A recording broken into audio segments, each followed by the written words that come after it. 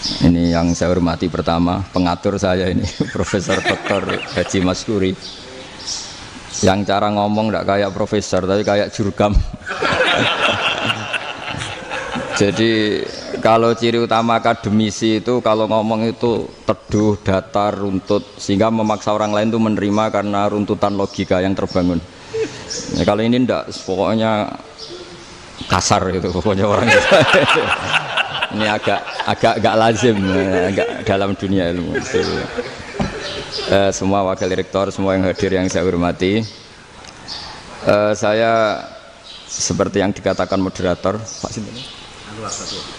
Bapak Anwar, bahwa memang saya tidak boleh terikat sama yang di belakang ini, karena ini kayak apa ya, ada satu madhab yang anak-anak Unisma semuanya harus tahu, teman-teman di Unisma, menjelaskan itu tidak lebih baik. Jadi karena seakan-akan belum melakukan. Indonesia itu dulu kedatangan Islam itu tidak pernah dipertentangkan antara Islam dan negara, sehingga diskusi itu sudah salah, karena para wali itu tidak pernah mempertentangkan Islam dan keindonesiaan atau kebinekaan. Satu, bahwa para wali itu misinya dakwah, di mana-mana dakwah itu pasti ketemu yang berbeda, mulai beda agama, beda pilihan madhab, beda tradisi, beda kultur. Jadi itu tidak perlu dipertentangkan, tapi malah itu jadi lahan dakwah. Sehingga kita ini kalau diminta diskusi hubungan negara dan agama, malah bingung. Memangnya kenapa? Itu seperti dulu zaman P4, saya punya kawan di Jogja, teman saya nulis tafsir Profesor Zaini, itu pernah zaman Pak Harto disuruh sosialisasi P4 di Papua. Apa hubungan Pancasila dan UUD 45? Itu orang Papua jawab, hubungannya baik-baik saja, Pak. Jadi yang unik itu ketika disuruh baca Pancasila, 1 Pancasila, 2 ketuhanan yang Maha Esa. Nah, akhirnya 6 kan? Kenapa Pancasila jadi 6? Yang unik itu ketika ditanya, ini saya melihat langsung di TV 7 itu, Indonesiaku itu, ada anak-anak kecil ditanya, bendera ini milik siapa? Bendera merah putih itu. Jawabannya apa? Milik sekolahan, Pak. Karena memang milik sekolahan. Itu yang tanya itu kaget. Milik sekolahan, Pak. Nah, tentang tema ini mohon dibaca ini langsung start ya, langsung serius, karena tadi sudah kayak jurkam tadi, ini yang langsung khas ilmuwan. Ini sebagai penghormatan saya pada Unisma, ini khas keilmuan. Imam Zuhri adalah gurunya Imam Malik. Ya, saya ulang lagi ya, Imam Zuhri adalah gurunya Imam Malik. Halaman 29. Ini langsung start saya baca halaman 29. Dan ini terutama yang para punggawa-punggawa ini. Saya baca ya. Ini teks tidak ada yang saya rubah, memang persis seperti ini. Bismillahirrahmanirrahim. Yaqulu Zuhri, ini gurunya Imam Malik. Fama futiha fil islami fathun qablahu kana a'zama minhu. Innama kanal qitalu haitsul taqon nasu. Falam makanatil hudnatu wa wadu'atil harbu wa amanan nasu ba'duhum ba'da wal taqaw fatafawadu fil hadits wal munaza'ah. Falam yaklim ahadun bil islami yaqilu syai'an illa dakhula fihi. Walaqad dakhalataini kasanaten mithlu man kana fil islam qabla dzalika wa aktsar. Terus ini ngomongnya harus santai, nggak boleh provokatif. Begini, kita tahu dalam perdamaian Hudaybiyah itu poin-poinnya itu semuanya merugikan Islam. Di antaranya adalah jika yang Islam masuk kafir harus dibiarkan, karena berarti masuk ke habitat asli. Karena Nabi sebelum jadi Nabi, komunitas pokok itu kafir, sehingga kalau Islam masuk kafir kembali ke habitat. Tapi kalau Islam masuk kafir, kafir masuk Islam itu harus dikembalikan karena dianggap bid'ah. Maka kalau kamu dituduh bid'ah itu tenang saja dulu. Nabi itu ya dituduh ji'ta bidinin muhdas, kamu datang dengan agama yang baru. Cuma agak diteruskan wa kullu muhdasatin bid'ah wa kullu bid'atin dalalah. Jadi orang-orang kafir dulu kalau ngomentari Nabi, ji'ta bidinin muhdas, kamu datang dengan agama yang apa? Baru. Nabi nurut. Semua perjanjian yang merugikan Islam itu Nabi nurut. Tapi Nabi hanya minta satu hal, jangan ada perang 10 tahun. Dan orang boleh seminar, boleh diskusi tentang Islam. Ya ini dengerin betul ini. Jadi saya tidak akan provokatif, ini pakai logika. Nanti bisa dipakai disertasi doktor. Tapi saya minta orang boleh diskusi, boleh seminar tentang Islam. Akhirnya saat itu juga ada orang yang masuk Islam. Di depan tulisan itu belum kering istilahnya. Datang ke situ namanya Abu Jandal bin Suhail bin Amr. Itu datang ke Nabi, ya Rasulullah saya ini mau masuk Islam. Kata orang-orang kafir, ini pertama Muhammad kamu komitmen enggak sama perjanjian. Kalau kamu komitmen harus kamu kembalikan. Nabi bilang, ya Abu Jandal kamu kembali ke mereka, ke habitat mereka, yaitu menjadi kafir, di komunitas kafir maksudnya. Akhirnya nangis. Sayyidina Umar itu mendekati Abu Jandal, kemudian memberi isyarat supaya ngambil pedangnya. Jadi isyaratnya wong ini baca ora wis. Maksudnya orang-orang kafir. Tapi Abu Jandal nggak mau. Singkat cerita akhirnya kembali ke komunitas kafir. Tapi yang dikatakan Imam Zuhri cara analisis ini nggak bisa pakai provokatif, harus pakai analisis. Innama kanal qitalu haitsul taqon nasu. Yang namanya perang itu menjadikan orang tidak berpikir jernih. Ini poin yang diambil oleh Rasulullah. Kalau dibahasakan Nabi curi kesempatan, maksud Nabi dikatakan mencuri, meskipun itu hanya bahasa ya. Enggak mungkin lah kita bahasakan seperti itu. Saya ulang lagi ya. Kenapa ada perang berkesinambungan sampai tahun ke-8 Hijriah? Mulai tahun kedua ada perang Badar sampai tahun 8 Hijriah itu perang terus. Nabi sama orang kafir perang terus. Akibatnya apa Pak Profesor? Namanya perang itu ya nggak kau bermikir. Pokoknya agar ketemu Islam perang, Islam ketemu kafir perang, nggak kau bermikir. Padahal Islam itu bisa diterima oleh akal sehat, harus lewat diskusi, lewat pengamatan, lewat pemikiran, lewat pengendapan berpikir. Makanya Nabi tahu ini masalah besar. Kalau orang perang terus, itu gak kober mikir Islam, tidak sempat diskusi tentang Islam. Makanya Nabi hanya minta satu poin. Oke, perjanjian ini saya turutin semua, tapi saya minta orang kafir semuanya boleh mendiskusikan Islam, boleh seminar tentang Islam. Mereka bilang iya, pada pikiran mereka kan diskusi paling piye. Ternyata betul, ada diskusi. Terus temanya gini, kira-kira bener di Muhammad Abu Jahal. Terus Tuhan Muhammad sama Tuhan Abu Jahal itu keren mana? Diskusi. Tuhan Muhammad itu khaliqus samawati wal ardi, yang menciptakan langit bumi. Sebagaimana kampanyenya Muhammad. Ya mereka masih jangkar bilang Muhammad.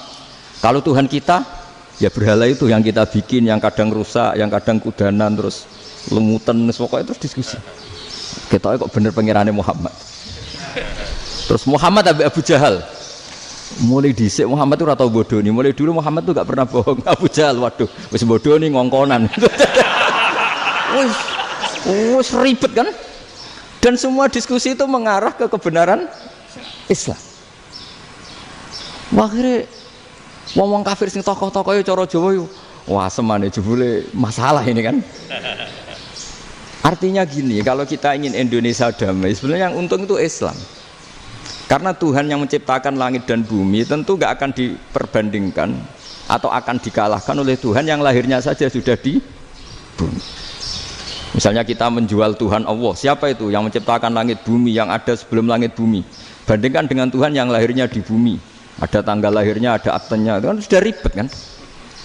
Begitu juga kalau memperbandingkan tokoh. Muhammad itu siapa? Tokoh yang bisa menyatukan pan Arabik, tokoh yang begini-begini, yang sayang istri, sayang keluarga. Dibandingkan dengan tokoh Abu Jahal, Abu Lahab yang corong jauh penggaweannya yang ngerugikan orang lain. Akhirnya orang itu mulai tertarik sama Islam. Makanya kata Az-Zuhri pakai bahasa dulu, falam yaklim ahadun bil Islam. Tapi kalau sekarang yang populer itu bahasa yatakallam. Sebenarnya yang benar itu bahasa kalimah yaklimu kalaman, karena masdarnya itu kalam, berarti sulasi nopo mujarrad. Tapi di fiilnya itu mujarradnya enggak kelaku. Jadi di fiilnya takallama ya takallamu, tapi untuk masdarnya yang kelaku kalaman. Jadi ini agak unik, agak gak lazim. Sebenarnya kan takallama ya takallamu takalluman, tapi di masdernya kalam populer, tapi di fiilnya tidak populer. Saya teruskan ya. Ini penting sekali. Jadi menjual Islam, kalau boleh dibahasakan menjual, itu tetap enak dalam kondisi damai. Karena kalau kita perang, itu bawaannya kalau ketemu ya perang. Kalau ketemu perang, sehingga orang itu rakober diskusi loh. Saat benernya Islam sampai kafir itu bener di. Karena tidak kober diskusi, tidak sempat diskusi, orang yang milih yang kafir. Karena yang mayoritas yang kuat.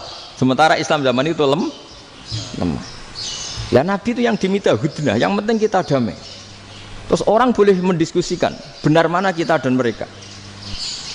Ya setelah diskusi ya tadi kan nggak mungkin Allah yang begitu keren hebat pencipta langit bumi dibandingkan berhala yang mengurus dirinya sendiri saja tidak bisa.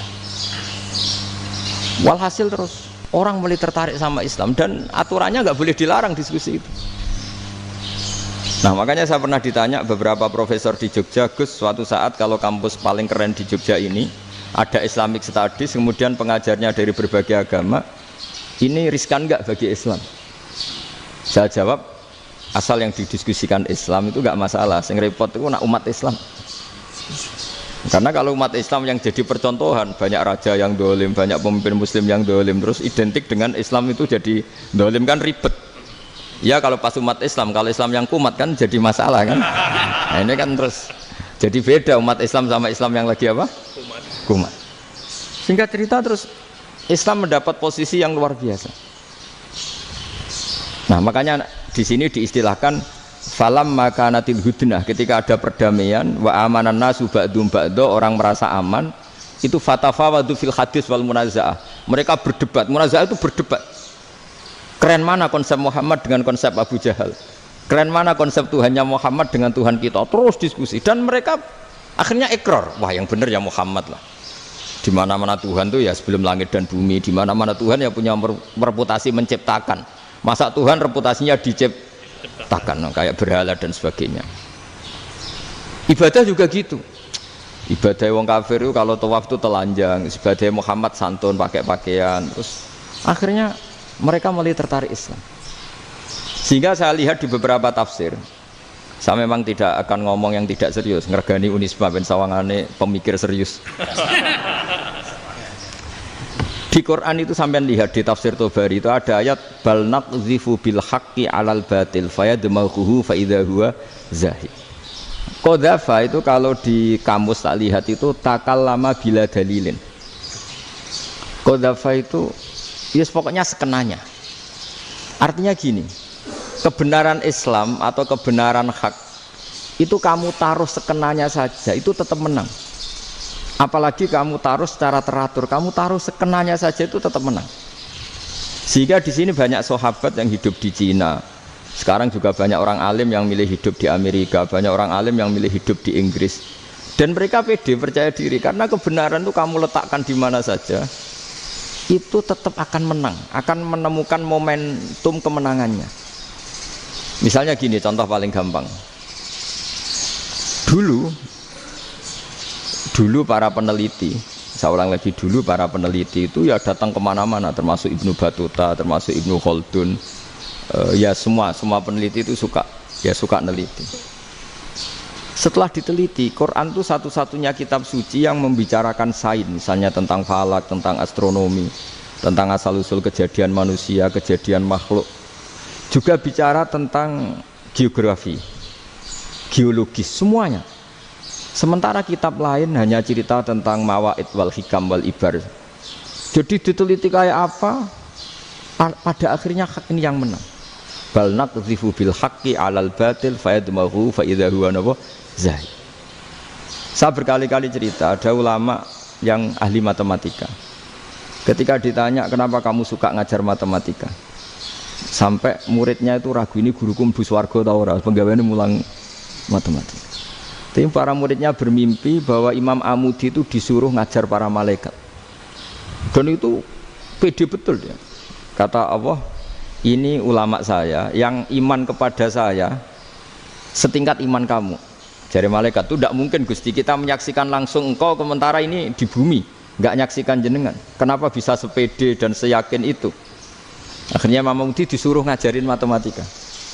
Jadi Anda kalau profesor itu nanti harus sempat ngajari malaikat, itu baru benar-benar profesor.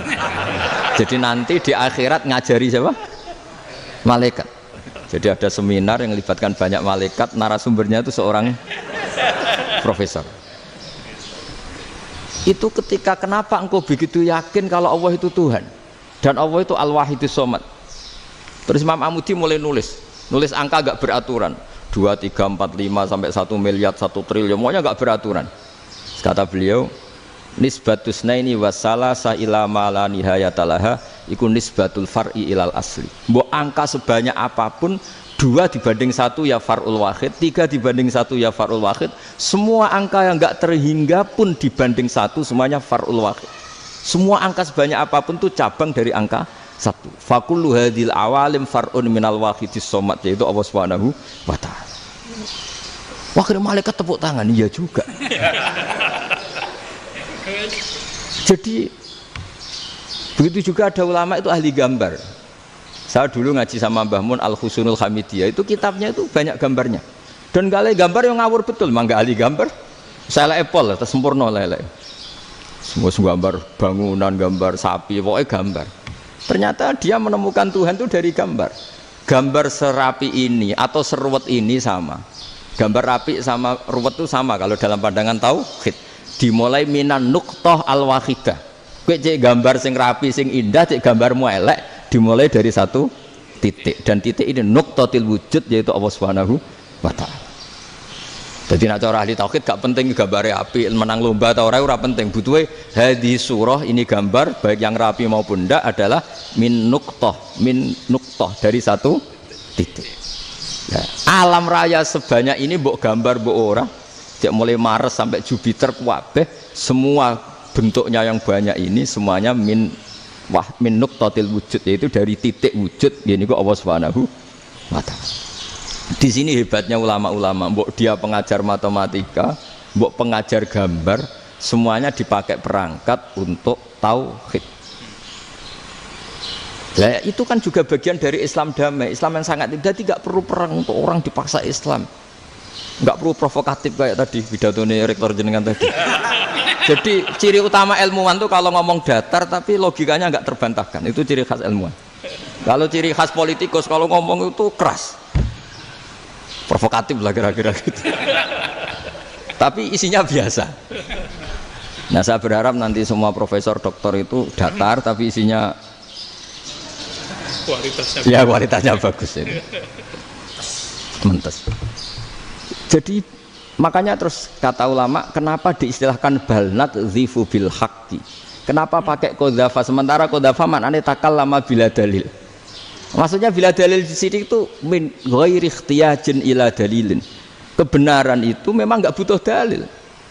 Apa kita perlu dalilnya apa? Buktinya apa? Kalau 3 itu cabang dari 1. Wong gendeng yakin yang takut gitu pasti orang gendeng. Wong 3 cabang dari 1 kok ditanyakan buktinya apa? Itu min awalil bidah. Pertama orang pasti tahu kalau 3 itu far'ul wahid. 1 juta juga far'ul wahid. 1 miliar juga far'ul. Gambar yang sebanyak apapun ya dimulai dari 1 titik. Cek gambar benar maupun yang tidak. Akhirnya apa? Ulama dulu itu sebegitu rileks nerangkan tauhid. Lalu kenapa asma ini yang ya ini kan khas NU ya, khas pesantren. Sebenarnya saya keberatan pakai istilah khas NU, pakai khas pesantren karena NU itu anaknya pesantren, jangan dibalik pesantren anaknya NU karena sebelum ada NU itu ada pesantren. Tapi kayaknya Unisma lebih suka pakai bahasa NU dan saya ya agak-agak orderan yang terpaksa disuruh ngomong. Ini agak apa ya, agak kacau sebetulnya ini agak kacau.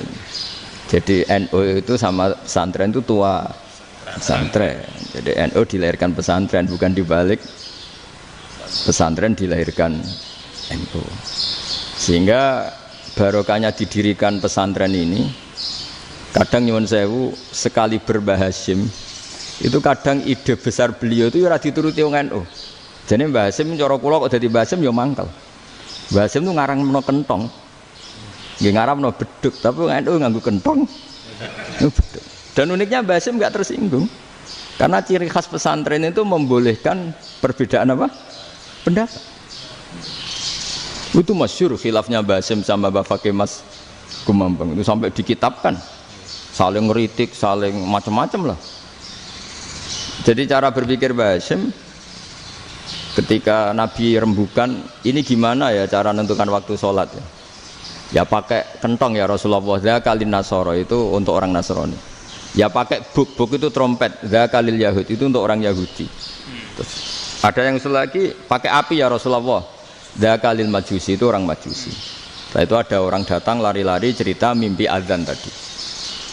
Ya itu terus dipakai sarana pemanggilan sholat ya azan itu. Sehingga Mbah Hasyim menolak kentong. Karena mantas sababi qaumin fahuwa minhum. Beliau keras sekali sampai bilang haram. Beliau judulnya ya haram, Al-Jasus Antakhrimin Nakus. Setelah naskah itu sampai ke Mbah Fakih Mas Kumambang di Gresik situ, di daerah Dukun situ. Dulu nggak ada WA ya, jadi sampainya ya lama. Makanya saya sampai sekarang nggak punya WA, karena ya saya ulama kan, kalau WA-an terus ya jadi ulama. Nggak jadi ulama, main WA-an terus itu. Nah itu termasuk rektor nggak kau bermikir itu mesti kebanyakan WA. Karena kan otaknya didikte oleh sesuatu yang masuk, sesuatu yang dilihat itu kan pasti mendikte kita. Beda kalau yang enggak WA-an kan mikir apa kita yang menentukan. Kalau WA-an kan kita ditentukan.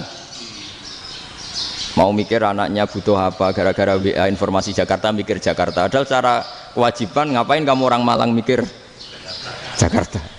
Gara-gara WA mikir Jakarta belum selesai ada berita di Sulawesi, mikir Sulawesi. Habis itu mikir NTT. Makanya semua orang sekarang merasa tokoh nasional gara-gara informasi yang masuk itu nasional. Jadi Mas Yo RT yang mikir gimana Gus Indonesia. Padahal RT loh. Sampai lupa kalau dia itu RT. Jadi semua orang sekarang merasa tokoh nasional. Dan itu gara-gara apa coba?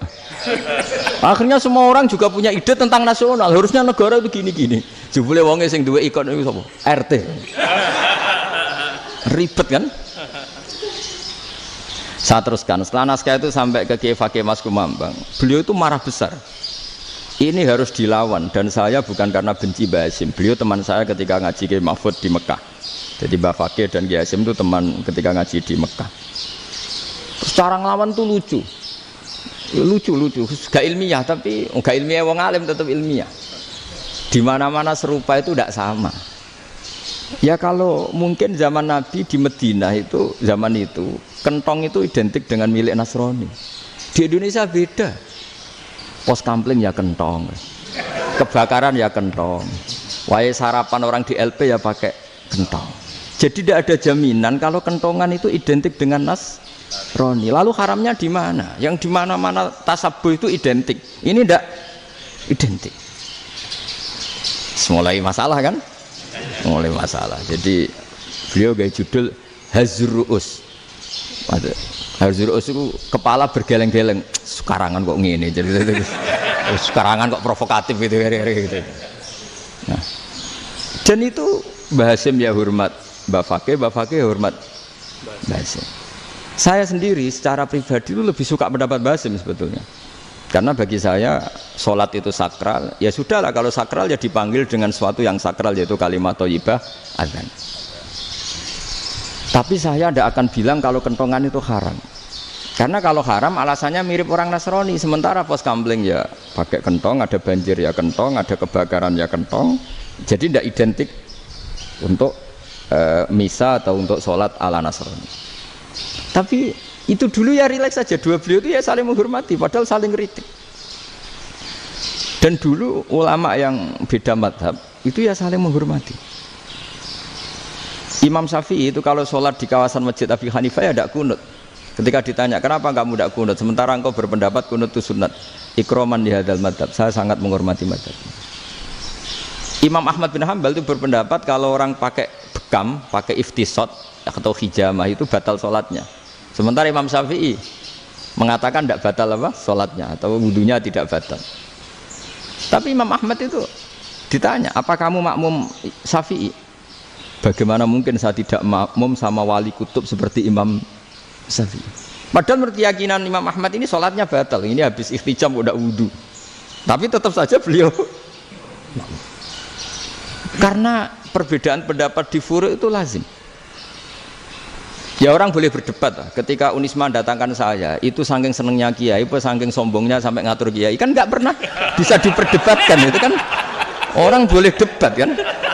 Itu saking angkuhnya apa saking senengnya kan nggak jelas kan. Kan dan orang boleh setuju pendapat saya, yaitu ngatur kiai itu haram. Setuju juga Pak Rektor, ekspresi mahabbah itu ya macam-macam. Dulu sahabat ya gitu, sahabat itu ada yang nggak kenal wajahnya Nabi sama sekali sampai akhir hayatnya. Ketika ditanya, lo kamu itu sahabat kok nggak tahu wajahnya Nabi? Saya tidak pernah berani memandang Nabi karena ijlalan Nabi, terlalu menghormati saya sehingga tidak berani memandang wajahnya. Ada sahabat yang penggawaannya dulu wajah Nabi sampai bisa nyifati alfiu faminunil hajib, sampai bisa nyifati detail karena dulu wajah Nabi itu ibadah. Ada seorang wali ditanya, kalau kamu di surga ingin nggak melihat Allah? Enggak. Loh, tapi semua orang ingin melihat Allah. Unazzihu dzalikal jamal an-nadhari misli. Ben gak elek-elek Allah tak delok terima aku. Wong ra jelas. Berarti kok delok pangeran. Banyak. Jadi justru tapi karena saking takzimnya. Enggak lah, mosok sak aku kok. Makanya saya berkali-kali cerita. Menurut kesepakatan ulama, soft awal itu paling baik. Tapi banyak juga wali yang kalau sholat itu di belakang. Koyok paling bener yang gue ngarep gitu. Lu bayangkan misalnya kamu semangat di soft awal di masjid haram, jebule sholatnya salah. Itu dari malaikat gaya nih gue ngarep, jebule raro. Ini di sini wong, jebule bodoh gitu. Gaya nih gue ngarep, jebule. Coba orang kalau sowan Mbah Mun, yang berani di depan itu kan ya ketuanya atau jubirnya kan, yang merasa tidak pati pinter-pinter kan mesti di pojokan. Artinya sudut pandang seperti itu ya sah saja, apa? Sah saja. Makanya banyak sahabat yang jarang sowan Nabi, alasannya takut ganggu Nabi. Banyak yang sering sowan Nabi, alasannya seneng Nabi. Yang sowan ya seneng Nabi, yang enggak sowan alasannya seneng. Loh Nabi itu tokoh, punya keluarga, punya anak. Kalau saya sering sowan berarti sering ganggu. Yang sering sowan dia alasan ini khazanah kita harus istifadah. Jadi zaman dulu dia biasa dua sahabat, yang satu milih mahabbah itu milih sering sowan, yang satu juga mahabbah milih tidak sering. Karena pertanyaannya bisa dibalik kan, sering sowan apa sering ganggu coba. Nabi Abedar, assalamualaikum. Nabi nimang cucunya, assalamualaikum. Ayo bener yang sowan apa bener yang enggak kalau seperti itu. Akhirnya terus diatur sedemikian rupa oleh Quran. Walau annahum sabaru hatta takhruja ilaihim lakana khairal lahum. Jadi sahabat kalau mau sowan Nabi ya nunggu di sufah. Kalau Nabi keluar berarti milik publik. Sekali masuk ke dalam tidak ada sahabat yang berani sowan. La tadkhulu buyutan Nabi illa ayyudzana lakum. Kalau soal sampai masuk dalam harus nunggu dipanggil. Karena sekali Nabi masuk dalam itu milik privat keluarga, milik istrinya, milik cucunya, milik keluarganya. Dan Nabi sekali keluar ke ruang itu berarti milik publik. Itu terus jalan tengah. Karena kalau langsung masuk, bayangkan saya itu sering menyaksikan. Mbah Mun habis ngaji 2,5 jam ngaji Jalalain, baru masuk, assalamualaikum. Padahal yai mungkin mau ke kamar mandi, mau ini itu. Jadi dulu itu Quran sangat modern. Sebelum ada dokter ngatur tamu, rektor ngatur tamu itu Islam sudah modern. Dia kan nggak fair kan? Misalnya saya ke Unisma harus janjian pakai ini, terus kalau misalnya ke sini selonang-selonang kan lucu kan, mentang-mentang kiai terus juga sowan-sowanan selonang-selonang. Padahal kalau kita mau ke mereka pakai protokol. Sering tidak fair dunia ini, tapi karena aku kiai oleh gelo ya sudah. Akhirnya saya memutuskan gak gampang kemana-mana karena itu. Saya sering didatangi ajudannya menteri, Gus mau ada tamu dari Jakarta tanggal ini, mesti saya bilang, mereka milih tanggal yang mereka kosong, kok tidak mikir apa saya pas itu kosong. Tak jawab enggak lah, sebelum diatur bahasanya dan tawaduknya gitu. Akhirnya dibalik, datang lagi, Gus jam dengan kosong apa kita menyesuaikan. Lah aku lagi di akhlak kata saya. Itu baru punya akhlak katanya. Bukan masalah ini, bukan masalah gengsi ya. Saya sendiri itu dolan ke alumni itu jarang karena ya takut. Kiai kan yo nganggur jam 09.00 nganggur, jam 10 nganggur. Bisa saja alumni itu kerja di pabrik, bisa saja yang latihan ekonomi di pasar. Sehingga kalau saya datang jam 9, iki kiai sing nilai santri ini, apa kiai sing ganggu santri. Lah karena orang ini melakukan rutin gak kok berpikir, pokoknya ngono jenenge silaturahim. Wong nyerah kok berpikir, padahal kalau diangen-angen ini kiai yang nilai santri ini apa kiai yang ganggu santri ini karena datang di jam kerja. Nah, bayangkan kalau kebenaran dulu itu dikawal oleh satu peradaban perang. Jadi Nabi sesuai diangen-angen mbek Nabi. Perang Badar menang Nabi, perang Uhud menang wong kafir, perang ini gonta-ganti. Apapun itu yang penting satu kesimpulannya, cara Rasulullah kesimpulannya satu. Orang tidak kober mikir kebenaran secara mengendapkan pikiran dengan pikiran jernih. Maka hebatnya Nabi ketika perjanjian, pokoknya saya minta nggak ada perang. Dan orang boleh mendiskusikan Islam. Itu luar biasa idenya Nabi. Karena bawaan perang itu orang kan nggak kober mikir. Ibarat seorang misalnya seneng satu perempuan, ketemu rivalnya langsung perang kan gak mikir. Tapi kalau kau bermikir, diangen-angen cawe wedok iku ora seneng aku. Untungnya apa untuk wong ayu ora seneng, malah mau loro hati. Terus sudahlah, buruan dialihkan kemana kan gitu. Itu nak mau amen WA-an tukaran lewat SMS atau tarung langsung ora kau bermikir. Tapi kalau kau bermikir, akhirnya berpikir nih. Perempuan tadi sebenarnya yang disenangi siapa? Oke, ternyata senang Pak Erick. Sudah kita ngalah. Karena tidak ada nikmatnya kan menikahi perempuan yang sama sekali tidak mencintai kita. Tapi kalau nak kau berpikir pokoknya diprovokasi, wah gue kalah mbak A, gue kalah mbak B, pikirannya kan, ojo sampai kalah. Bareng wis menang ternyata ada lah. Nah bayangkan Islam itu seperti itu dulu, dipertarungkan. Luang Islam itu dinu aklin, agama yang diterima dengan akal sehat. Tapi sekarang ukurannya perang, yang menang berarti benar, yang menang benar, kan terus jadi repot. Dan itu Nabi tidak ingin, makanya Nabi ingin sudah lah, nggak ada perang. Nah makanya kata Imam Zuhri, fathul Islam terbaik adalah orang boleh diskusi tentang Islam dan tidak ada perang. Lagi-lagi penting, tidak perang itu penting, silmun itu penting, perdamaian itu. Setelah tidak ada perang, akhirnya fatafawadu fil hadis wal munaza'ah, orang boleh diskusi apa saja, termasuk boleh adu polemik. Konsep satu Tuhan dan Tuhan banyak diperdebatkan. Akhirnya Nabi secara rileks bisa menjelaskan. Muhammad, urusan kita banyak. Kalau Tuhannya satu tidak cukup, Tuhan harus banyak untuk menyelesaikan berbagai urusan. Ada Tuhan bagi rektorat, bagi ya, macam-macam kan. Ada Tuhan untuk ngurusi utang, ngurusi BPKB, macam-macam. Terus kata Rasulullah, enak saja Nabi jawabnya. Ya kalau kamu punya majikan banyak, perintahnya beda-beda, kamu mangkel enggak, bingung enggak? Ya susah mat. Kalau majikannya banyak, perintahnya beda-beda, kita jadi repot. Seneng mana? Seneng majikan satu. Ya sudah Tuhanmu itu majikan kamu. Kalau Tuhannya banyak, perintahnya macam-macam, kamu yang repot. Akhirnya sudah mat Tuhannya satu aja. Nah, itu ya barokahnya diskusi tadi, barokahnya enggak perang.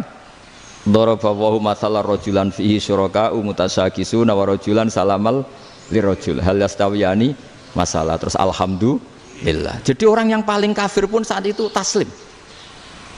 Nah ini kembali ke kalimat la ilaha illallah. Saya tidak perlu provokatif, pasti teori saya itu benar. Bukan saya bilang benar itu karena sombong, enggak. Ini sesuai teks. Misalnya begini, benar enggak kelompok takfiri yang suka ngafirkan orang lain? Itu pasti tidak benar. Logikanya gampang.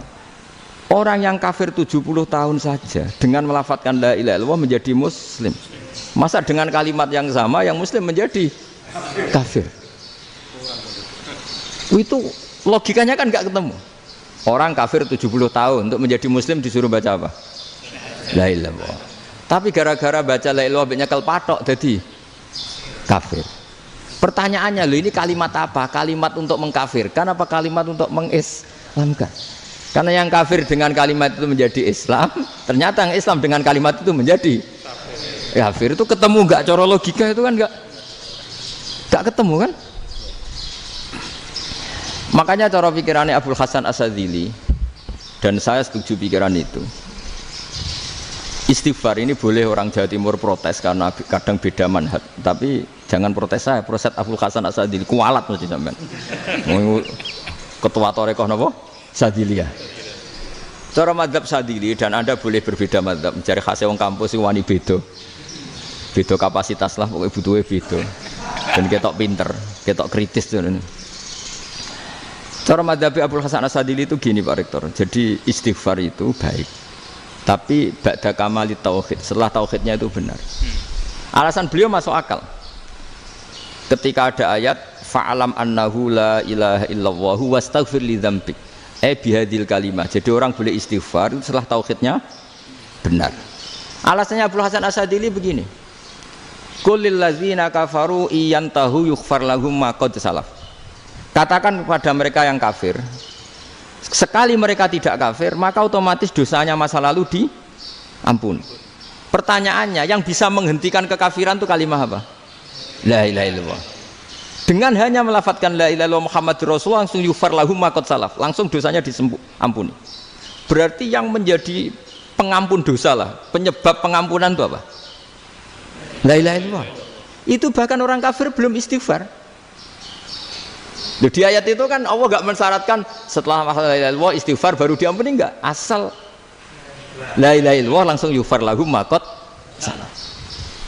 Saya ulang lagi ya, jelas ya. Jadi kulil ladzina kafaru iyantahu yughfar lahum ma qad. Nah, sekarang iyantahu, mereka berhenti dari kafirnya. Syaratnya pakai apa? La ilaha illallah Muhammadur, itu langsung yughfar lahum ma qad. Artinya apa? Ghufranullah itu bisa didapat hanya dengan mujarrodut tauhid, yaitu hanya dengan melafadzkan kalimah thayyibah. Dan sahnya istighfar juga berdasar kalimah thayyibah itu. Misalnya gini, orang kafir sebelum Islam melafadzkan astaghfirullah, astaghfirullah, astaghfirullah, kira-kira diterima enggak? Enggak kan? Karena syaratnya istighfar ba'dat tauhid. Nah, makanya dalam mazhab Sadili istighfar itu setelah la ilaha illallah. Karena cara pandang ya seperti itu. Jadi fa'alam annahu la ilaha illallah wastaghfir li dzambik.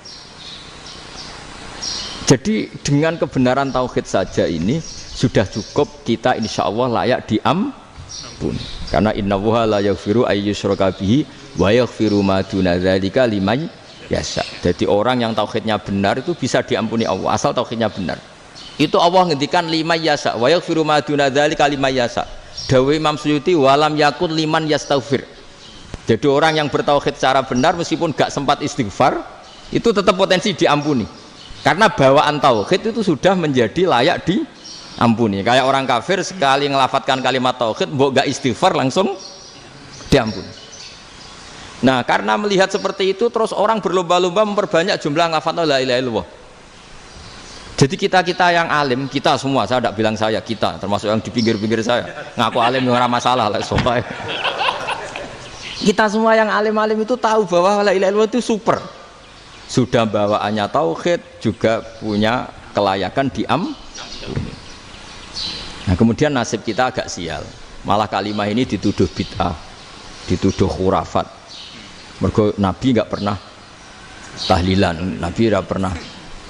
Nabi gak pernah tahlilan, kalau diartikan Nabi ratau maca la ilaha illallah, aneh gak kalimah itu. Nah, ini provokatif ini. Jadi ini sudahlah keanehan-keanehan ini kita terima karena ciri utama wali, ciri utama ulama itu wa udhu fisabili, harus pernah disakiti. Jadi kalau Unisma sakit kalau dituduh apa?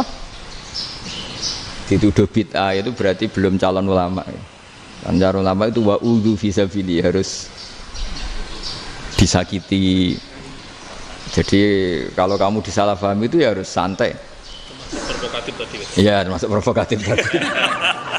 Termasuk diatur tadi. Jadi kalau cara berpikir kan, karena mereka itu memang kalau kita turutin itu memenya itu terlalu, kadang menghujat kita itu. Enak ya jadi GNU, ada orang mati datang, kiainya dapat makan, dapat rokok, terus pulang. Jadi apa? Terus kita kayak tersangka terus. Kita kan kayak tersangka terus. Tertuduh terus itu. Terus yang orang NU ya memenya juga nggak kalah ekstrimnya. Boleh ya ajaran orang nggak boleh ngasih kiai gitu. Berarti boleh dong ajaran kikir. Jadi memang kadang apa ya? Cangkem elek lah bahasa kasarnya itu. Itu memang kadang lebih mengenakan kalau kita datang ke acara mayat kan dapat makan, dapat minum. Kalau yang sohibul bed rokok ya dapat rokok. Kalau kiainya dapat wajib, kadang 20.000, kadang 50.000. Terus memenya itu kok setega itu ya, ada orang meninggal kok malah kita makan-makan. Seakan-akan kan kultur ini biadab kan gitu. Tapi yang orang NU kebalikan bales. Oh ternyata nggak boleh ya mayat disodakoi. Ternyata nggak boleh ya orang dermawan. Berarti Islam membolehkan medit ya gitu. Model ini kan. Tak angen-angen iku luwih mandi timbang takbir yakin. Karena ini kan memicu emosi kan. Memicu apa? Emosi. Nah, tapi saya kalau disuruh bela mana itu tidak ada yang saya bela. Ya seorang sudahlah kalau mau nganggur saja sudah itu sudah. Ya tapi itu memang apa ya? Itu khazanah Islam. Ada yang kritik, ada yang enggak. Ya itu memang khazanah. Ya biasa aja kalau saya biasa. Wajar. Karena dulu ulama itu sudut pandangnya itu ya seperti itu.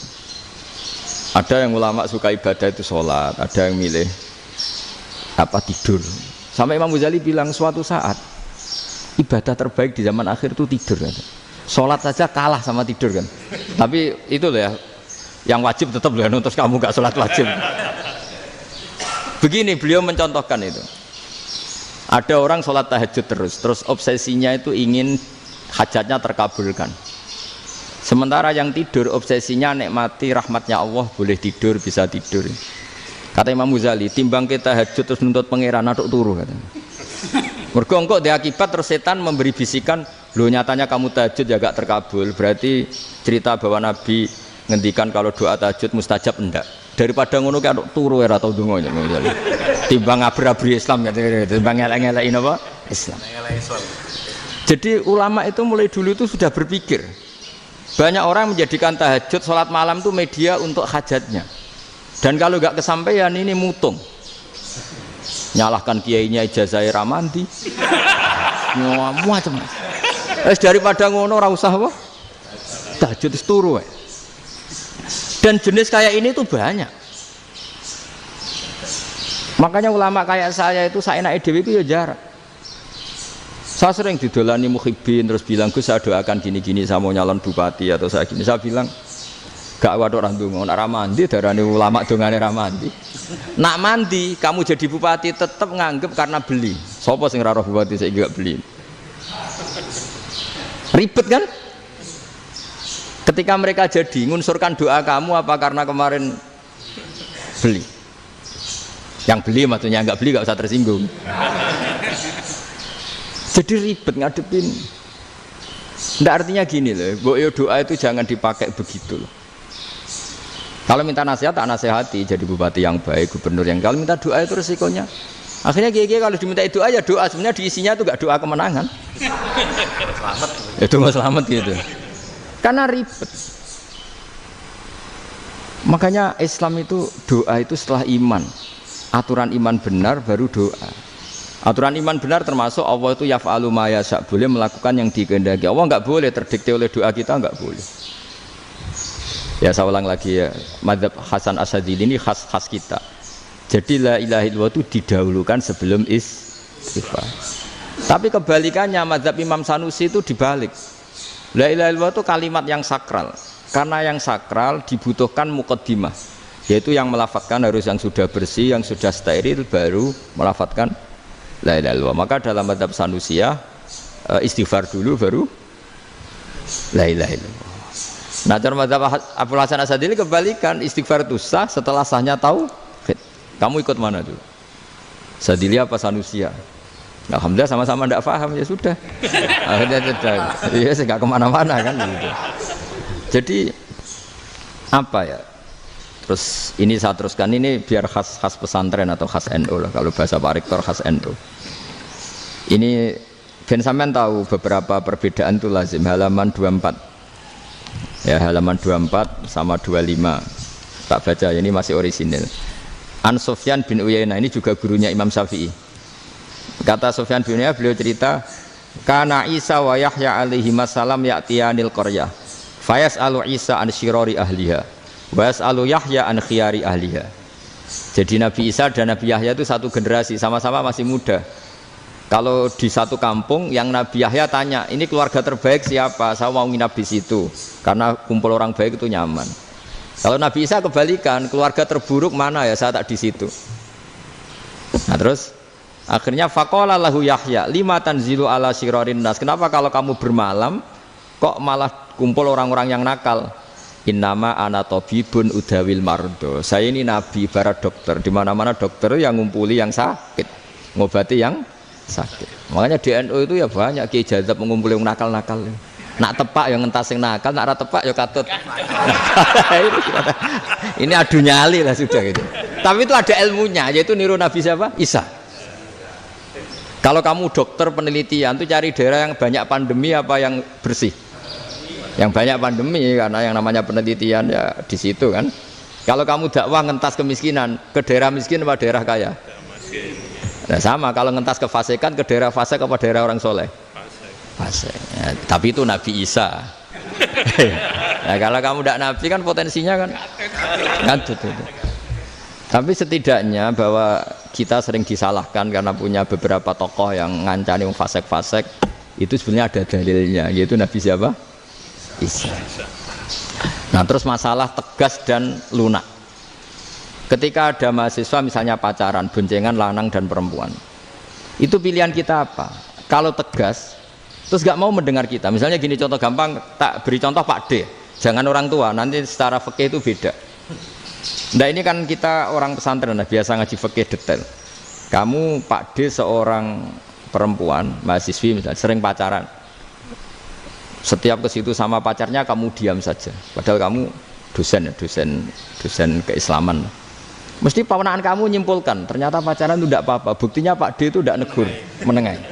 Ini berarti as-sukut alal mungkar. Tapi kebalikannya, Pak D ini terkenal keras. Nak rono mesti ada aku ponaan. Akhirnya yura rono. Mesti ngerti nak mesti diamuk. Nah, dua orang ini sama-sama gagal kan? Yang lunak menjadikan ponaannya pacaran terus karena enggak negur sehingga dikira membolehkan. Sing keras juga enggak sempat bina wong rono era wani.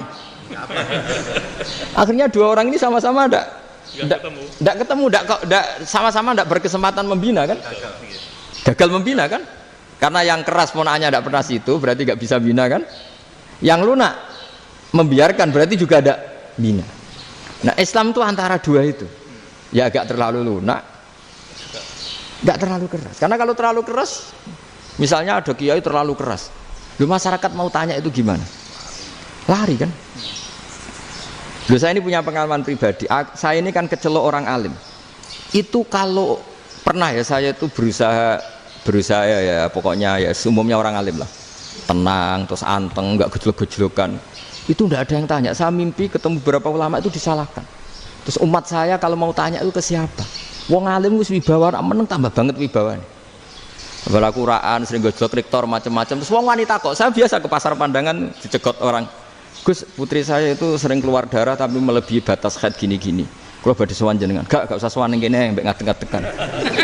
Terus tanya, yang haid berapa hari, Gus? Ya supaya rudat ilal adat sebelum dia punya penyakit istihadah itu berapa? 6 hari ya sudah, kembali 6 hari lainnya mustahadah, tetap sholat, tetap normal. Tapi kalau sawi bawa, moro pasar gue tasbih seduwilu. Iku mesti wong salaman njaluk donga yakin. Tapi baru kayak rada uraan ketemu wong-wong, dol pening ndi? Mak pening ndi? Gus beneran Gus ketemu jenengan kula wingi badhe tua kok.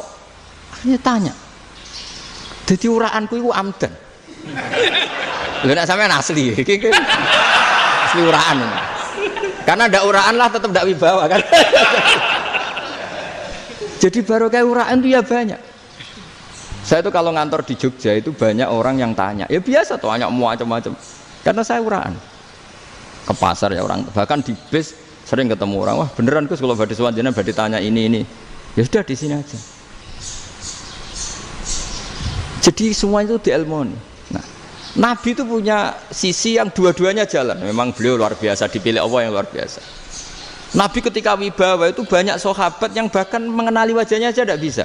Ka'anna ala ru'usihim at-tayr. Bayangannya seakan-akan di kepalanya itu ada burung yang takut terbang, saking antengnya.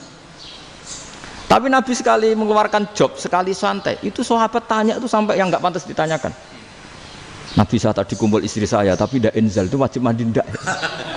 Aro'aita law anna ahadana ya'ti imro'atahu walam yunzil. Itu ya ditanyakan. Nabi pun kumpul itu betul sakit inzal sepundi. Guys betul lagi. Terus ya ada yang tanya macam-macam.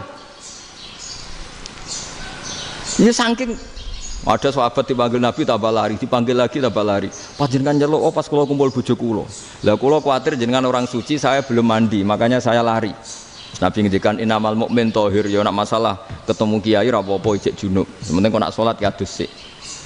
Tapi Nabi sekali pakai madzahirul jalal, tapi pakai wibawanya, itu orang enggak berani ngomong. Tapi sekali Nabi rileks, itu orang bisa tanya apa saja, termasuk halal yang enggak pantas. Lalu ada sahabat itu tanya lucu, tanya Maimunah. Maimunah itu ya cantik tapi sudah agak tua lah. Maimunah, ya umal mukminin, hukumnya ngambung bojo pas Ramadan ubi. Wah gak roh aku, gak tahu diambung kan Nabi pas Ramadan. Tanya Saudah, wah malah ngarah diambung kalau Saudah itu kan istiwa itu. Lucunya istrinya dia jawab, tanya Aisyah yang mungkin Nabi, iya yang mungkin tanya Aisyah. Itu yang usul ya istrinya Nabi Maimunah. Selalu Aisyah, tanya be Aisyah. Ya Amirul ya umal mukminin gini-gini. Aisyah yang cantik masih perawan kan. Qabbalani Rasulullah bahwa oh Nabi biasa ngambung-ngambung pas Ramadan dan beliau tetap puasa. Akhirnya fakih ngarang kan wa takbil fi Ramadan wa tublah la tubtilu shauma ngambung ora. Iku udah biasa di sini. Ya nasi bojone ayu. Ndak ini artinya seasik itu gitu. Jadi garwane Nabi sing ngrasa rodok tuwa. Wah, aku ora tahu ya. Kok Aisyah. Serilek itu dulu itu. Maksudnya orang Islam pertentangan itu. Maksudnya ini balik semua ini bedanya orang pesantren sama orang kampus. Kalau orang kampus mau cerita agama itu rahmatan lil alamin, tapi nyontokno rileke ora iso. Agama itu rilek, tapi nyontokno rileke ora iso. Mergo ora rapati ngaji. Contohnya ora iso, dadi mau gawe kaidah mau Islam itu rahmatan. Jadi Nabi itu lah, Allah juga gitu. Allah itu kalau sudah memperlihatkan madzahirul jalal, itu mbok malaikat Jibril rawani. Ketika Allah dengan madzahirul jalal. Tapi kalau Allah dengan madzahirul jamal, madzahirul apa? Jamal. Iku yo gojol-gojol kan ambek makhluke gojol. Yo buli-bulian cara sakniki. Ya sampean delok ning hadis syafaat itu, akhiru man dakhalal jannah atau akhiru man kharaja minan nar itu di beberapa judul. Ada seorang rojul yang ahli neraka ya, dintas mbek pangeran terus ditudono swarga. Gusti, swarga sengiler tok ora wong wayu, roh wis ngiler tok. Ngerjaluk Gusti mosok roh tok ora oleh mlebu. Jarimu asal mlebu metu kon neraka ora jaluk-jaluk meneh. Sumpah lho ya, gak jaluk apa-apa meneh. Mboten Gusti. Sekali saya keluar dari neraka ndak akan minta apa-apa lagi. Wis. Wallahi, wallahi, la as'alu ghairaha. Mesti ghaira khoslah, ghaira tilkal khoslah. Ya niku selain keluar dari neraka saya tidak akan minta lagi. Didono swarga wong do kelon seruwibet kan. Sing bojone elek kan dendam dadi ning swarga iku. Swarga iku wis macam-macam. Gusti mosok roh tok ora oleh mlebu. Jarine ra janji ra njaluk meneh. Akhire ya wis didelokno neraka. Jadi pangeran jawabe gampang didelokno neraka. Roh neraka begitu menyakitkan, begitu ngeri. Sudah Gusti saya tidak minta surga, sementing nggak masuk neraka. Rabbana srif anna adzaba jahannam. Setelah lama itu diadepno swarga njuk mlebu swarga, terus diadepno neraka. Akhirnya ya sudah. Saiki mlebu swarga gak apa-apa. Iku jawabe lucu. Atas taziu bijinan ngenyek kula. Wong karuan ra di swarga kok mlebu swarga. Terus akhirnya mlebu swarga, kan mlebu swarga tamanna, sangen-angen sing mbok jaluk apa? Orang angan-angan yang indah-indah laka wa asratu amsal ya siku tak turuti wa asratu amsalih lan lipatan ke-10. Jawabe wong lanang ya lucu. Atas tazi ubi wa anta rabbul alamin. Jenengan pangeran kok ngenyekan. Maksudnya wis karuan aku ora pantes. Terus jare pangeran la astazi ubika walakinni ala ma asya'u qadir. Aku gak ngenyek kowe, pancen aku pangeran. Nuruti kowe iku iso. Jadi Allah sendiri ketika dengan madzahirul jamal itu malaikat ya ono sing wani bantah. Masyhur itu kan malaikat sing bantah pangeran atas alufia mayufsidu fiha wa yasfikut dima. Karena Allah dengan madzahirul jamal. Sing paling masyhur Nabi Musa. Nabi Musa itu ketika Nabi Mi'raj. Nabi Mi'raj itu beliau kira-kira di langit keempat lah yang masyhur atau kelima. Ngelangkai. Nabi Musa nangis, "Ya Rabbi ini apa-apaan? Orang sing ja'a ba'di kemudian melangkai makom saya ini apa-apaan?" Jadi Nabi Muhammad kan apapun hebatnya kan junior. Kok melangkai makom saya ini apa-apaan? Enggak fair. Sampai Nabi Muhammad itu tanya gini sama Jibril. Reaksi Allah gimana ketika melihat Musa seperti itu? Jawab malaikat Jibril lucu. Ya roh khiddatahu, Allah sapal gayane Musa. Biar. Jadi lucu. Ya dibiarin aja sama Allah. Tapi wong jenenge Nabi Musa itu kekasihnya Allah. Tetap berkah bagi kita. Betul. Ketika setelah Mi'raj diwajibkan sholat 50. Gentenan Nabi Musa kelihatan nabinya. Sebenarnya Nabi Musa itu sebetulnya loh, enggak menguntungkan kita sebetulnya. Tapi yang menguntungkan, sebenarnya enggak niat menguntungkan kita, tapi menguntungkan. Nabi Ibrahim kan di langit ke-6, keren lah. Konti jong ketemu Allah ngeten-ngeten kan salat 50. Karena Nabi Ibrahim terkenal Nabi baik enggak bantah. Bareng Nabi Musa. Kenapa diceluk pangeran? Kula kan salat ping 50. Inna ummataka la tutiku dzalik. Wah, gak kuat umatmu. Serai-rai gak umatmu ora ngarah kuat 50 rakaat. Tapi sebenarnya Nabi Musa itu niatnya bukan membela kita. Fa inna ummati la umatku sing gagah-gagah ra iso meneh umat. Berarti sebetulnya ya itu masih pakai gengsinya gitu. Wes ngono-ngono lah sementing kita untung. Sebetulnya dia itu enggak terima wong umat saya aja yang lebih kuat. Enggak kuat apalagi umatmu. Dan terus sebutin irji ila rabbika fas'alhu takhfif. Itu berarti Allah dengan madzahirul jamal.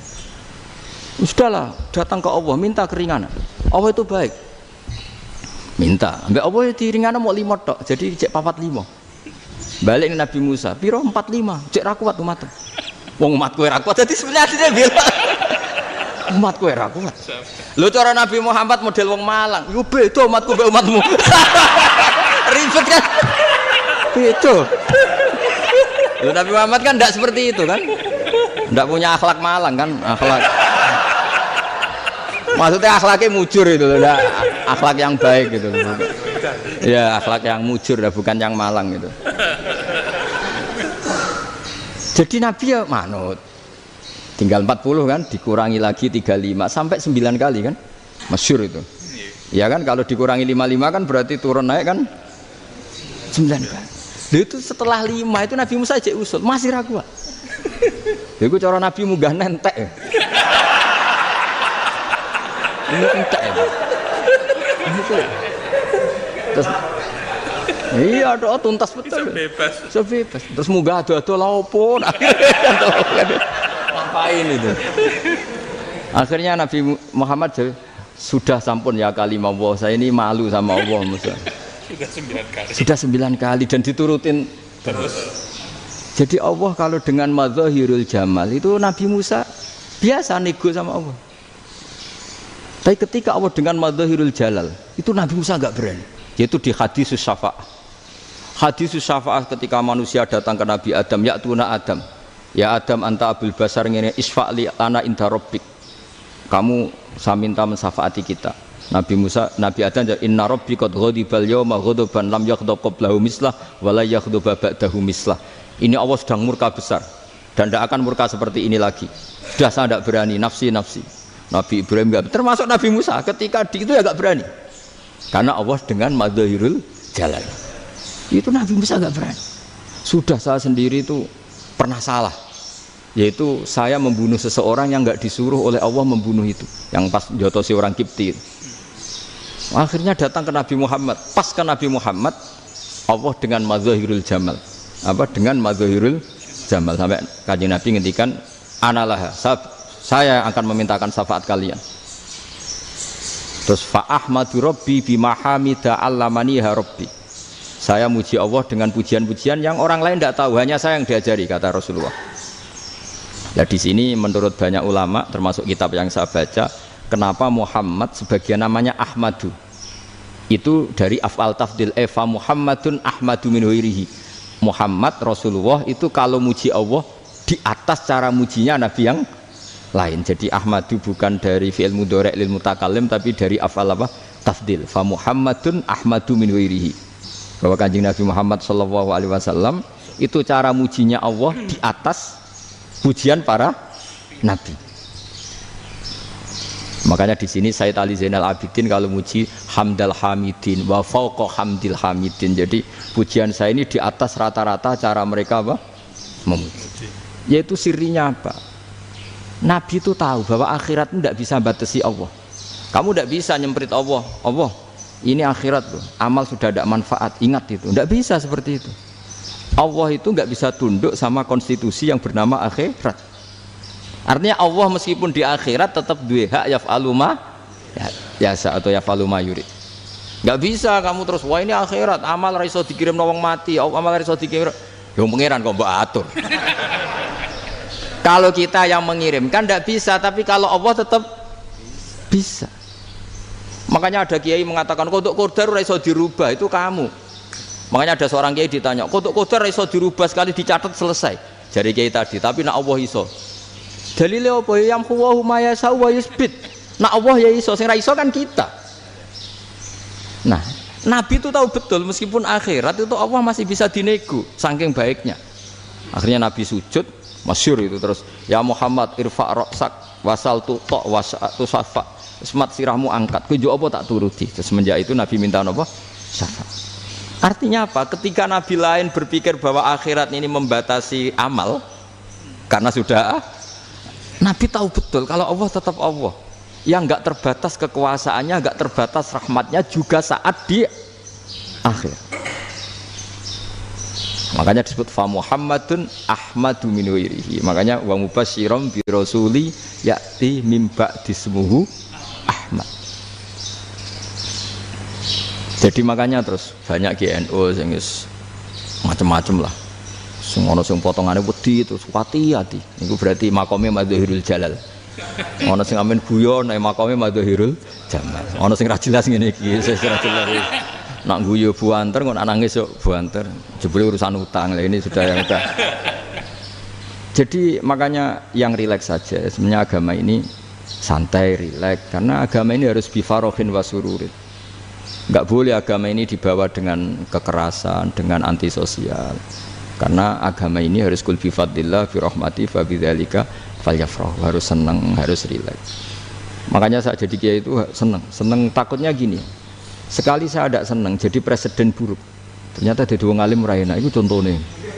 Sampai merengut terus uripe susah, nanti orang tidak berani jadi orang alim.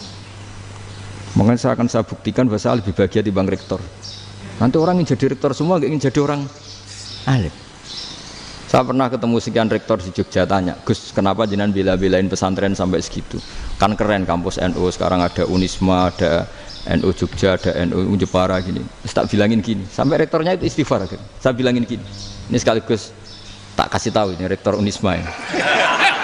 Tak bilangin gini, andai kan tidak ada kiai kayak saya itu Islam bisa tutup. Kok bisa, Gus?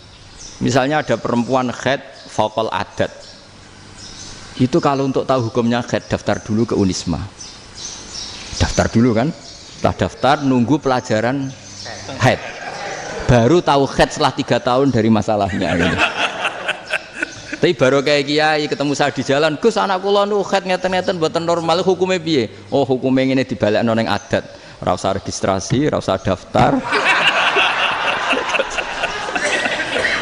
Jadi ya harus ada istighfarnya lah. Unisma juga harus istighfar, semuanya harus istighfar. Karena ada sisi yang nggak mewakili kebutuhan Islam. Tapi saya sebagai kiai juga istighfar. Karena fakta hukum mengatakan yang boleh jadi KUA yang jabat, yang boleh kemenak yang punya gelar. Dan ini yang mengawal Islam secara undang-undang karena mereka yang bikin. Nah, karena kiai tidak punya gelar tidak bisa jabat di situ. Saya juga istighfar. Jadi tidak sampai entok yang istighfar. Karena yang kebutuhan ini terwakili yang punya gelar. Tapi yang punya gelar juga harus istighfar tadi. Mosok kepen roh hukum haid dengan ini kuliah se. Ngentek. Itu aja nanti nunggu guru yang pas mata pelajaran itu. Terus kapan dekne salate wong jawabannya belum ketemu. Tapi baru kayak saya kan ketemu di jalan tanya. Gus saya sering ketemu. Gus saya ini bapak angkat. Mau nikahkan putri saya. Itu gimana itu kalau cerita wali sebenarnya anak saya sok, kalau nggak cerita nggak sah karena saya bapak angkat. Itu banyak. Hanya tak akali ya sudah wali yang sebenarnya taukil pada hakim tanpa diketahui, tapi hakikatnya itu taukil hakim. Itu kan tidak gampang. Dan tapi kalau tanyanya di kampus registrasi dulu, daftar dulu, baru tahun berapa ada pelajaran itu? Semester 5 baru tanya. Iya kan? Semester 5 ya? Iya. Oh, itu kan. Jadi jangan kira terus sistem Unisma itu yang terbaik di dunia, enggak juga kan? Enggak juga.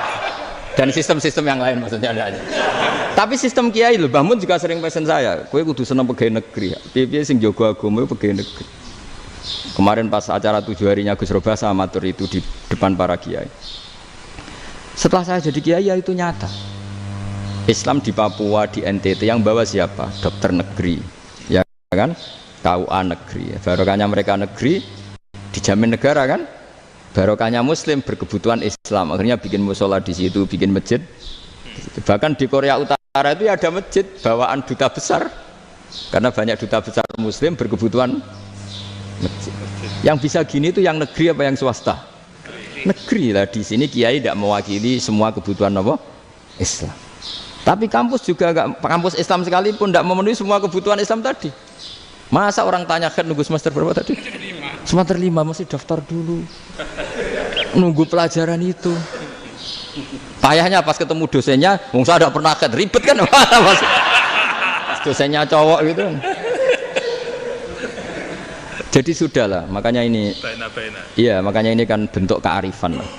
Jenengan ngakui fungsi kiai kayak saya itu bentuk kearifan. Saya juga ngakui jenengan ini butuh kearifan. Saya sering didolani KUA itu. Itu rata-rata ya didikan kiai. Kompilasi hukum Islam itu banyak ya, janda cantik. Contohnya harus cantik, kalau jelek nggak mungkin terjadi kan. Ada janda cantik kebetulan suka kawin tapi takut zina. Saya ulang lagi, suka kawin tapi takut. Itu seringnya gitu Pak Rektor. Jadi dia kawin bosen, bilang ke KUA, Pak saya sekarang mau nikah sama ini. Loh, tapi kamu mau punya suami. Ya tapi kan nggak tercatat Pak. Itu KUA-nya rata-rata itu nggak berani. Meskipun nggak tercatat, karena secara fikih meskipun nggak tercatat tetap dia seorang perempuan yang bersuami, maka nggak boleh nikah sama orang lain.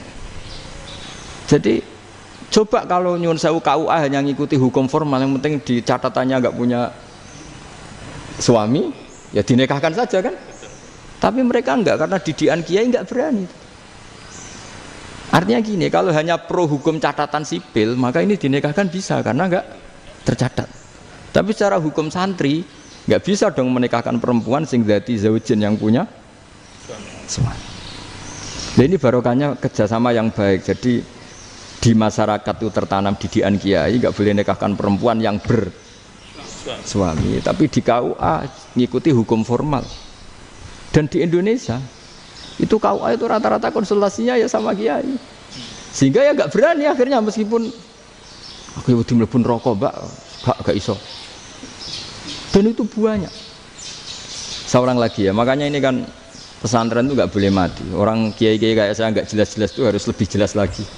Karena ini yang on time, yang online, yang siapa saja bisa tanya. Saya itu SMS saya itu nggak punya HP WA. HP jadul itu SMS-nya tiap hari tak berapa, orang yang tanya dari Kalimantan, dari Aceh. Gus di kampung saya ada masjid 2 itu yang Samana, ada yang dari orang perkotaan, Gus di perumahan baru ada masjid, yang Jumatan baru orang 12, sah enggak?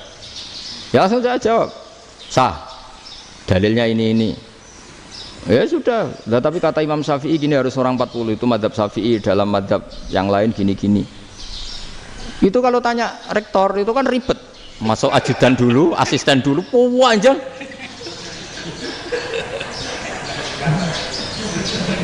Wah itu kan ribet kan? Memanggil dosen, dekan VAI dipanggil, dekan VAI nggak mau langsung jawab, cari dosen yang nekuni itu. Usul fikih saya nekuni itu baru seminar, nunggu dulu mbak, ini orangnya baru. Kok panjang kan? Bisa tutup Islam kalau kesuwen. Coba kalau tanya kiai kan nggak ketemu di jalan. Dulu Mbah Zubair kata Mbah Mun, saya termasuk santri yang diapresiasi Mbah Mun. Dhisik Mbah Zubair yang ngono, anak nong takok pesuan gak oleh. Gak takok ning kene. Jangan biasa ditanya orang ngadeg-adegan. Ya alhamdulillah ilmunya cukup, kalau gak cukup ya kok sik. Jadi sebetulnya orang sopan itu ya agak-agak ada yang ditutupi sebetulnya. Mboten prayogi teng dalan nginjang mawon matur. Ya sebetulnya sebenarnya memang ilmunya agak cukup gitu. Tapi itu sebenarnya secara fikih itu haram, menunda itu haram. Ya haram tuh, coba bayangkan ya, kalau tanyanya sekarang, Gus saya ini sudah keluar darah 1 bulan penuh, padahal normalnya hanya 6 hari. Saya nanti sholat enggak? Kalau nginjang mawon dugi kula, berarti kan hari ini belum ada keputusan. Sholat apa enggak kan? Tapi karena modus tadi, boten prayogi ngendikan ngoten teng dalan ngenjang tengen kula.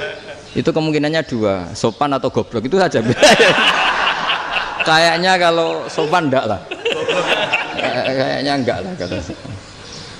Karena secara fikih itu jelas haram. Bagaimana mungkin sesuatu yang harus dipraktekkan nanti duhur dijawab besok, berarti duhur, asar sampai subuh belum ada jawaban, berarti nggak ada sholat kan? Ya, makanya dibutuhkan orang-orang alim yang kultural seperti ini, dan NU menghormati kultural. Tapi Mbah Mun juga sangat menghormati Islam formal, karena tadi produk-produk formal itu bisa dilembagakan oleh negara, dan itu kita ikut untung gitu. Makanya Mbah Mun itu kalau punya tamu KUA, punya tamu polisi sampai pejabat itu. Kenapa saya contohkan KUA? Supaya jangan kira seperti pendapat orang-orang hasud, wah ya mesti aja disolani presiden seneng, menteri seneng. Enggak juga, sebenarnya semua kiai itu mulai KUA sampai polisi, polsek, polres itu seneng semua, karena sama-sama diajak mengawal bangsa ini, diajak mengayomi semua masyarakat. Tapi kadang-kadang masyarakat ngeritiknya, jenenge kiai disolani menteri ya seneng, presiden berarti yang sowan kiai itu ya mulai KUA, kapolsek, kepala desa, RT, mudin. Itu mudin kalau tanya ya lucu-lucu. Gus kalau nate nyembelih pitik kemanian, pitike go gede man. Akhirnya wis ngerti nak kemanian langsung tak sebelah meneh terusane ku sah ta ora. Ribet. Ya tak jawab, lah pitike pasti ku jek urip ta ora. Terus urip Gus. Wis sah cara madzhab Malik jek urip. Karena itu ada perdebatan antara madzhab Malik dan madzhab Syafi'i. Nah cara Imam Syafi'i itu agak ketat. Hewan yang punya kehidupan sudah mutharibah, misalnya ayam jago, contohnya harus jago, karena kalau ayam kecil diikhlaskan haram. Jadi yang cilik wae kan gitu. Fikih itu ya, fikihnya orang Indonesia itu pecundang. Kalau ayam kecil nggak ditanyakan, mate ra wis. Kalau jago, jago ditabrak truk kejet-kejet. Andai kan nggak disembelih pun mesti mati. Itu cara madzhab Syafi'i itu haram. Karena penyembelihan ini tidak menjadi penyebab kematian, tapi memang karena kecelakaan tadi. Tapi cara madzhab Imam Malik enggak. Andai kan enggak disembelih, matinya kan 2 menit lagi atau 1 menit lagi. Andai kan enggak disembelih, berarti mati sekarang itu bawaan peso apa bawaan kecelakaan? Ya sudah halal gitu caranya. Nah akhirnya ya saya bilang ya sudahlah kita semuanya mati. Jadi cara debat, cara Imam Syafi'i enggak, cara berpikir itu sudah tidak kehidupan yang normal. Yang dimana-mana penyembelihan itu mematikan yang hidup normal. Jadi agak ketat. Sehingga dalam contoh kemanian, kalau dalam bahasa Jawa nyembelih agak sempurna terus pesonya jatuh atau apa itu, kalau pakai madzhab Syafi'i agak kesulitan. Jadi kalau madzhab Malik asal diselesaikan secara fauron, dan juga sebagian madzhab Syafi'i itu halal. Nah orang mesti tanya gitu, Gus, wedhusku tabrak truk, man Gus kejet-kejet. Nak pitik cilik ra ditakokno. Makanya termasuk kritiknya Mbah Mun, tapi ini madzhabnya Mbah Mun ya. Kamu boleh ikut boleh ndak, karena ini urusan ndak penting. Dewe wong-wong lucu, nak ditakoki yuyu muni haram mergo amfibi. Yuyu ngerti ya, Man? Yuyu nggih. Tapi nak ditakoki kepiting muni halal. Mergo nak yuyu haram gak eman, nak kepiting eman. Besar. Padahal alasannya coba, kenapa yuyu haram? Karena amfibi kan, bisa di air. Pertanyaannya, kepiting seperti itu ndak? Nah, tapi kepiting kalau haram kan eman. Karena besar. Ya? Karena besar kan. Kalau yuyu silahkan haram kan gitu. Artinya apa? Fikih kita ini agak-agak pecundang gitu, agak-agak pertimbangan. Iya, ini lucu kan? Kualitatif. Coba alasannya yuyu haram karena apa? Amfibi kan? Hidup dua alam. Pertanyaannya kepiting seperti itu enggak? Iya. Iya, kenapa kalau orang tanya, yuyu haram apa halal? Rata-rata jawab haram. Tapi kalau kepiting mulai khilaf. Loh mestinya kan sama kan? Nah itu karena unsur imannya. Iya tadi. Saya juga sering melihat tonggo-tonggo itu. Ayam cuwilik sakmene ketabrak truk, enggak ada yang tanya. Tapi saya pernah jalan-jalan di Naruan sini. Ono jago ketabrak, sing duwe langsung marani kula. Pas saya naik motor, Gus ini halal apa haram? Nak langsung kula sebelah halal apa haram? Gus kanggo kowe halal, kanggo halal. Karena saya tahu tak jawab haram mesti kecewa itu. Aduh, ini kiai ini beratnya kan. Ya akhirnya ya saya setelah itu Fatihah Imam Syafi'i ngapunten nih umat kula tuh ora siap mangke madzhab jenengan tuh ndak siap. Untuk masalah ini tidak sama. Iya kan akhirnya pakai madzhabnya Imam Malik tadi. Ya tak Fatihah Imam Syafi'i ini mboten niat nglawan jenengan. Tapi ngobati tiang eman. Mergo pitike besar itu. Jadi ini kan ceritanya itu makanya yang rileks saja lah bahwa Islam ini yang rileks, yang menyenangkan karena ya agama ini harus menyenangkan. Raditu billahi robba, raditu itu senang banget, ridho itu puas. Enggak boleh beragama pertuntungan terus emosinan, ya marem atau raditu itu marem jadi yang nyaman. Ya saya kira demikian. Assalamualaikum warahmatullahi wabarakatuh. Pelajari lho Pak. Ya, bagus. Pon rasa. Alhamdulillah. Satu aja yang di sini benar. Oh, satu aja. Syarat. Nggih, damel syarat. Jadi mungkin ada satu pertanyaan aja. Satu saja. Bukan keluhan. Bukan keluhan. Ini mumpung Gus Bak pada Madhohirul Jamal nih. Iya, Madhohirul Jamal. Sebentar lagi sudah jalal. Sebentar lagi sudah Madhohirul Jalal. Jadi gak kena ditakoni. Monggo setunggal mawon. Mikir. Ya, bagus. Niki ambil. Nggih. Ampun dawa-dawa terus ya Gus. Ya jagal-jagal ya. Assalamualaikum warahmatullahi wabarakatuh. Saya Fadil, alumni Unisma yang kuliahnya paling lama. Oh, ya. Masih di jalanan. Gus, pertama saya muhibin jenengan mengikuti 3 tahun terakhir. Sepertinya ketika Mbah Hasyim Asy'ari hadir di tahun 1900-an sampai mendirikan itu kok suasananya sama seperti Gus Baha hadir di tengah-tengah situasi genting Indonesia ini. Saya kira yang memunculkan nama Gus Baha di banyak media online yang saya amati itu malah awalnya dari kelompok bukan kita gitu. Dan itu kami melihat bahwa bulan 26 dan 2026 satu abad NU, saya kok termasuk orang yang punya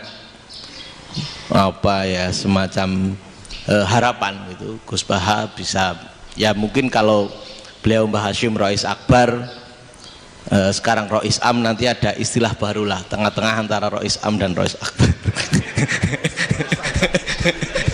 Karena setiap satu abad harus ada mujadid dan kami berharap kamu aja tak angkat.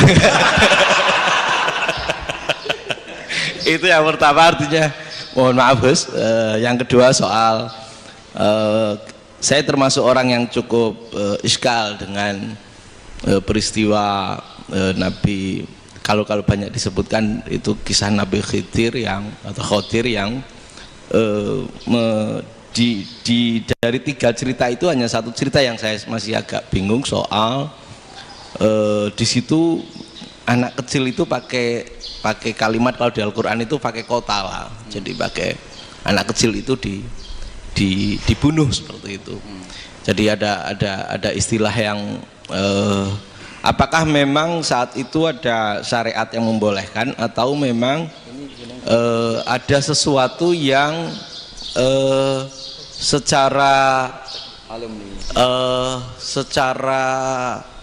dari Allah Subhanahu wa taala memang itu dibolehkan untuk Nabi Khidir. Jadi di antara semua cerita itu saya yang agak iskal yang itu. Kalau yang kisah soal membocorkan itu mungkin masih bisa masuk ya, tetapi apakah sudah ada ilmu psikologi yang sangat tinggi sehingga kalau ada anak-anak yang idiot itu atau apapun istilahnya yang sekarang itu boleh dilakukan tindakan begitu gitu.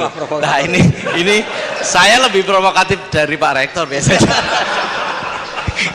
Artinya mohon maaf karena pemahaman saya ada 2 pendekatan ilmu yang masuk, satu seperti Nabi Musa, yang satunya seperti Nabi Khidir. Mudah-mudahan ada sedikit penjelasan. Siap Gus, terima kasih. Dan yang terakhir mudah-mudahan karena Indonesia situasi terakhir saya kira kita ketahui lagi pandemi seperti ini Gus, jadi saya juga ingin pendapat Gus Baha, apakah ini situasi pandemi corona itu Allah sedang madhohirul jamal atau madhohirul jalal? Terima kasih. Assalamualaikum warahmatullahi wabarakatuh. Assalamualaikum warahmatullahi wabarakatuh. Monggo langsung mawon Gus. Ini provokatif ini kayak.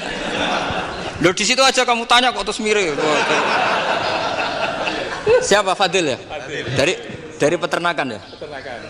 Tapi mau ngomong tafsir itu. Mulai kacau peternakan ngomong tafsir ini mulai kan.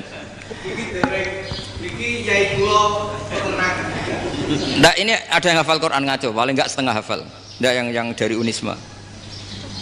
Nggak begini, ayat itu kan ditutup wa ma fa'altuhu an amri, ya saya maknani wa ma fa'altu lan orang nglakoni ingsun hu ing kabeh sing kasebut an amri mergo kepinginanku ingsun.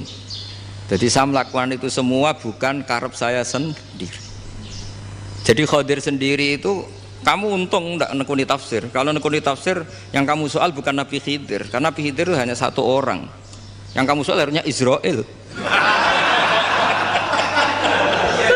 Itu ndak rektor, ndak kiai besar, ndak siapa saja dihabisin itu.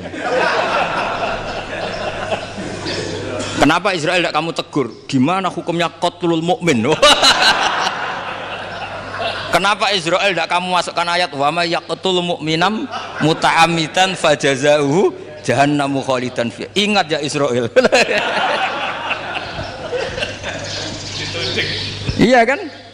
Nah, Israel melakukan pembunuhan itu, kadang yang dipateni nyuwun sewu ya orang soleh betul. Tapi wae kabundut ya. Itu Israel juga tidak atas pilihannya, tapi karena perintah. Nah, Khadir itu bukan nabi syariat, kira-kira mirip kayak Israel. Karena beliau bukan nabi syariat. Jadi ini agak aneh, ini kan orang nekuni tafsir kayak saya sampai berjilid-jilid kitab. Saya kemarin mata saya agak sakit karena saya nangis itu sudah 2 hari. Bukan mikir sampean tapi mikir ilmu ini harus ada yang mempertahankan.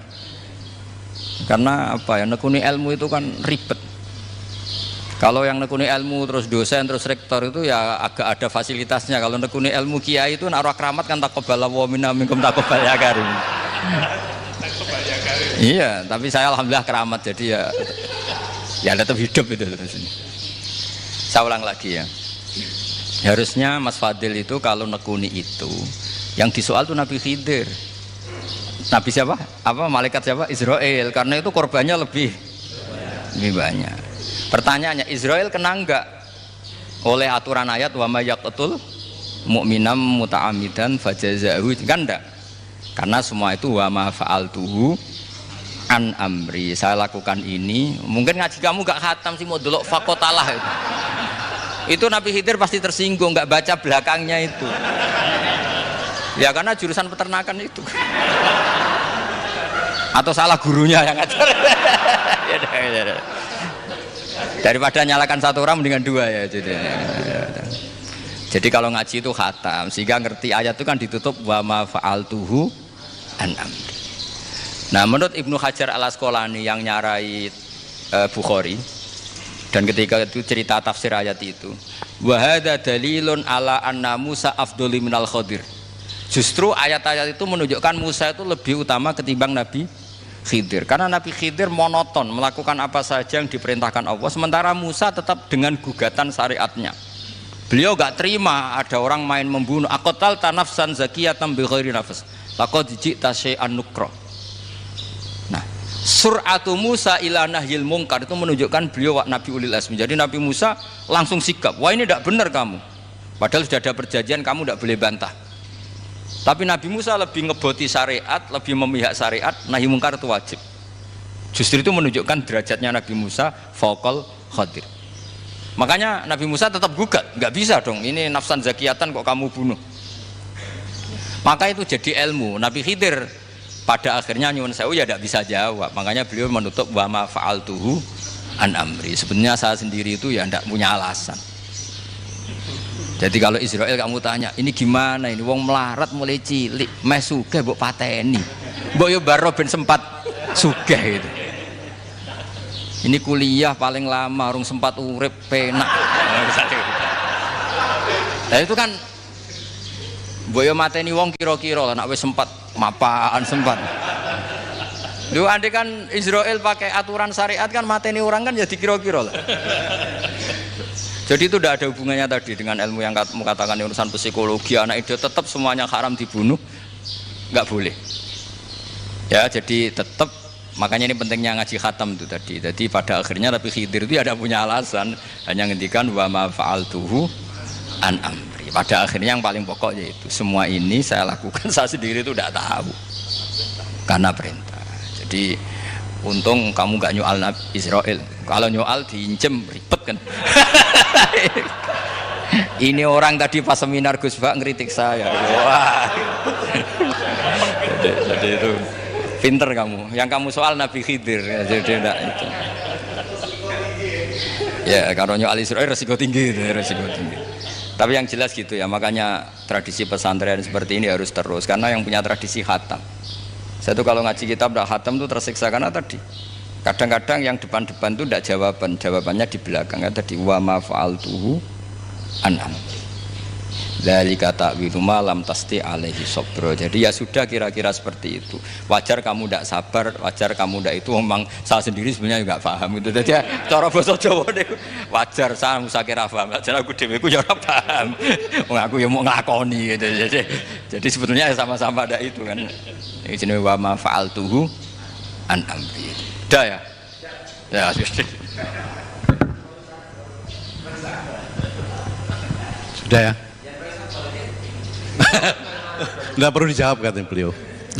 Baik Bapak Ibu semuanya yang saya hormati, dan saya tidak harus menyimpulkan karena kalau menyimpulkan malah itu mendukuri ulama kan itu nggak tawadhu lagi malah itu khawatir kualat kalau. Baiklah mungkin hanya kita tutup dengan berdoa yang dipimpin oleh Gus Bah. Nggih mboten napa-napa dan setelah itu nanti kita foto bersama nonton. Al-Fatihah. Alhamdulillahirabbil alamin. Ya Rabbana wa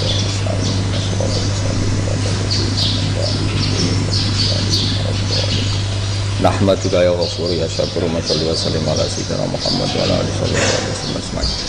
Allahumma ja'alna mutawakkilina fika mutahabbina fika mutabadilina fika mutanasirina waj'alna ya Allah mimma yaj'aluka samadana wa maqsudana fardo anna ya Allah lakal hamdu ya radita lakal hamdu fatarida lakal hamdu hatta tarda la nusi thanana alika anta kama atita ala nafsi Allahumma ya ilahana bi jail basirina Muhammad sallallahu alaihi wasallam ij'alna ya wa min khiyari ummati ij'alna mimman yuqimu hadzal din wa mimman yakhtumuhu wa yansuruhu waj'al ya Allah himmatana fi hadithar ila kalimatikal ulya wa nimika fatimina assalamah wal afiyah fid dunya wal akhirah. Rabbana atina fid dunya hasanah wa fil akhirati hasanah wa qina adzabannar. Sallallahu alaihi wasallam. Subhana rabbika rabbil izzati amma yasifun. Salamun alal mursalin walhamdulillahi rabbil alamin.